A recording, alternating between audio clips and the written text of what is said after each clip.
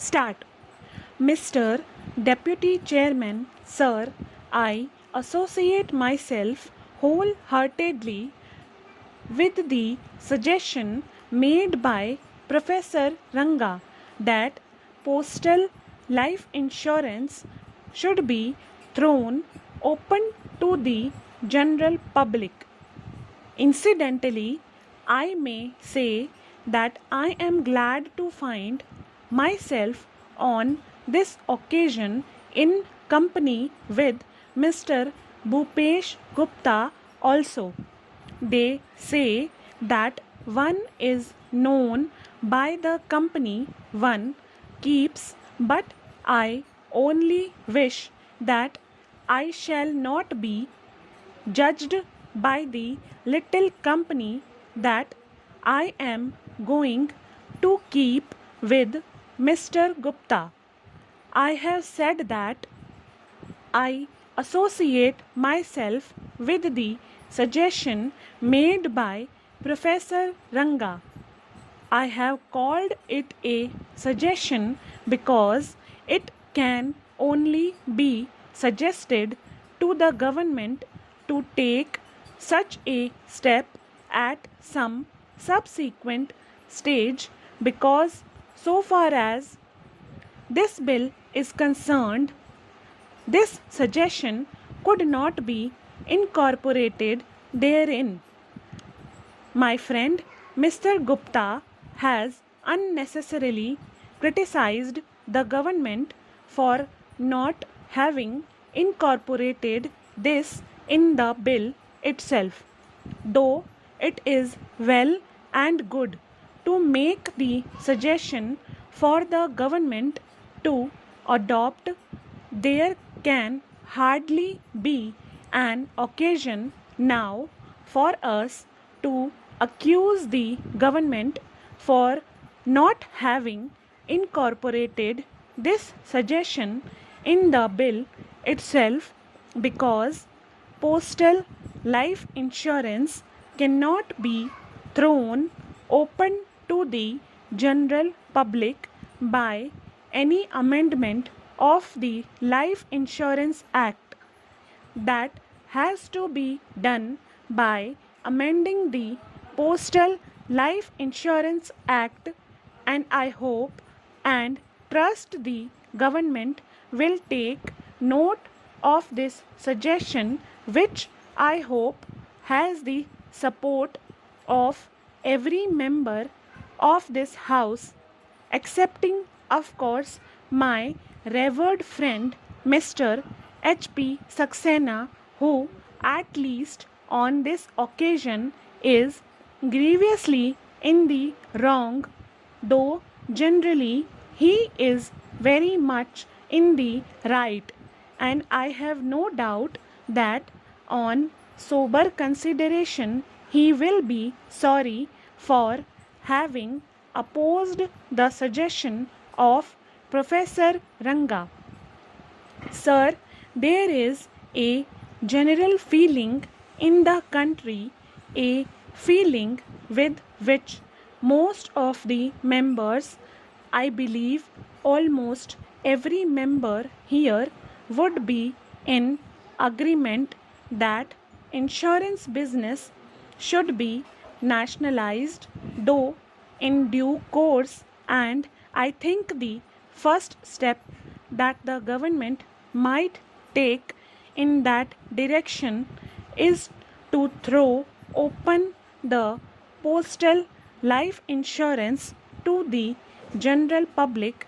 Thereby, we shall also be in a position to know as to how the government would fare in the business if it is undertaken on a large scale, because they are unable to put in the adequate organization.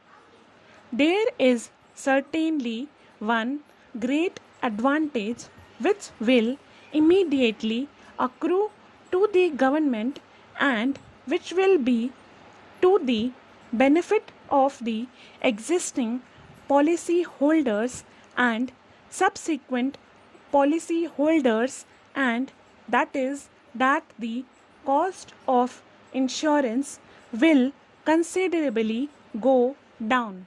Even at present, the cost of postal life insurance is very much less than the cost of ordinary life insurance, and if it is thrown open to the general public also, the cost will be reduced still further, and that will be not only to the advantage of the government, because the government will be having the advantage of all the premiums that will be accruing therefrom, but the policy holders will also have the advantage of the reduced cost.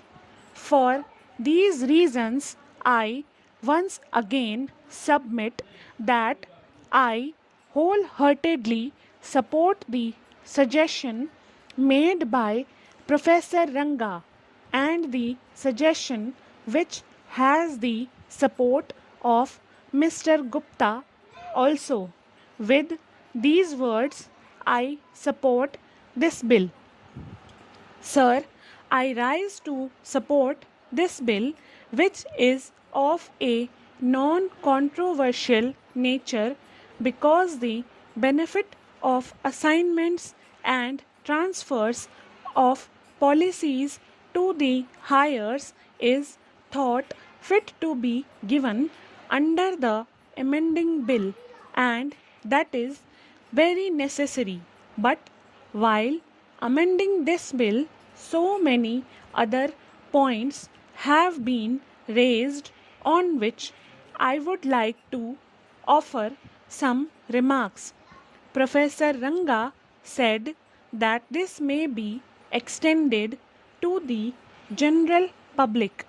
I am in full agreement with that, and there is no objection in extending the benefit to the general public, but the organization which is at present carrying on the postal life insurance will have to be expanded to a very great extent, and whether the state will be able to do that in the 4 lakhs and odd post offices that are existing in India is the question. The second question is that some state governments have also their life insurance companies, and they are also having them in the public sector. All the states are under the government of India, and they can expand their activities all over the country. But even then, it is not done, because every state has the responsibility of administration in one respect or the other. And I think the present duties which have fallen on each state to administer its own departments are too many for them to handle. The whole thing hinges on organization which has been established in the country on a large scale, from which we have ousted the foreigners. Now, to have a parallel organization is good, and there should be no objection, but we must assign priorities, what to do first and what to do next. Stop.